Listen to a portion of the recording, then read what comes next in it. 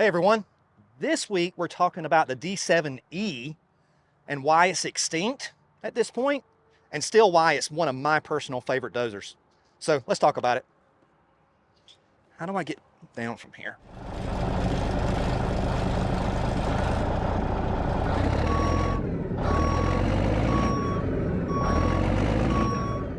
Okay, so the D7E was CAT's first production electric dozer. I did a video on the D6XE that's replacing this. I'll link it somewhere.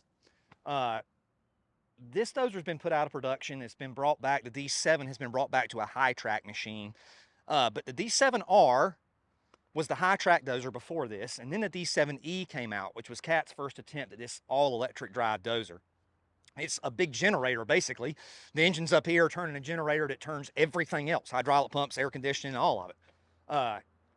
These dozers are kind of, to quote a friend, more of what used to see them more in industrial applications is what he says, which I think is a very good classification for it. For instance, like this one, that was a wood chip machine. This dozer has this massive U-blade on it that actually rolls forward and backwards. I'll show you all that. And it was used to push wood chips. You see them as stumping machines with a KG blade on them, used to push stumps. You used to see them a lot in beach reclamation. They have a lot less moving parts, and that's what they were real popular for, is stuff like that.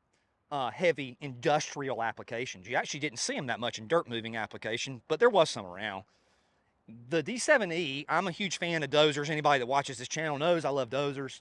The D7E is probably, honestly, one of my favorites. I love the way it looks.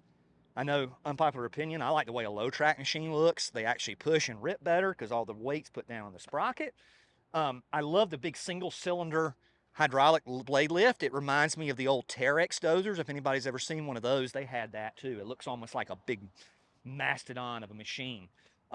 So to me, the D7E is one of my absolute favorites, but sadly, I think we'll start seeing these machines less and less as they go away. They're not being made anymore. In fact, this specific one, I believe, for what I was being told by my friends at CAT, it was actually one of the very last ones to roll off the assembly line. It might have been the last one. So I think the D7E days are over and they'll start to fade out and we'll see them less and less, which is sad because, like I said, it's one of my, I love them. I think they're so cool looking. It's probably my one of my absolute favorite dozers. So anyway, I'm gonna get the camera and we're gonna talk about it and the D6XE, maybe what the differences are in the D6XE and the 7E, the 6E replacing this one. And I'm gonna let you look around and give you the tour and all that cool stuff. But that's my whole blurb about the D7E. So if you see them out there, take a good look at them because we don't know how much longer we'll be seeing them. The D7E is coming in at about 57,500 pounds. Its replacement, the new electric drive D6XE, is a good bit lighter at 51,000 pounds. Both of them are powered by a C9.3. They both have the same engine, but the D7E has 250 horsepower, the D6XE has 215.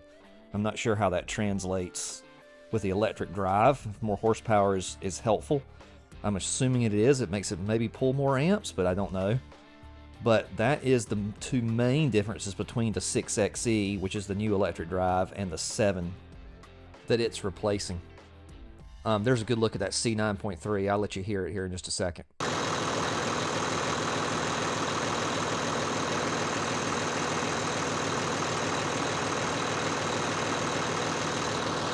All right, here we are in the cab of the D7E. I'm going to show it to you better, of course, from the inside. But the seat on these is angled a little bit, like the D8. And because the cab is actually forward, sort of more toward the middle of the machine, it has the best visibility. I mean, the blade visibility is incredible. I'll grab the camera and put it on a wide angle and try to like sort of give you an idea what it looks like from a point of view. But that's one of the things I really like the best about this machine is visibility is fantastic. There's a better look from the point of view of the operator. As you can see, it has really, really good visibility. The only dozer I can think of that maybe has better is the Komatsu dozers, but this is great visibility. And here's a better look at the inside of the cab.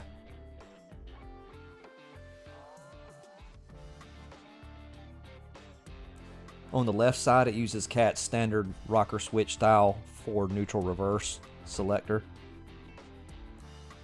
Then on the right side, it has the standard electric over hydraulic controls for the blade.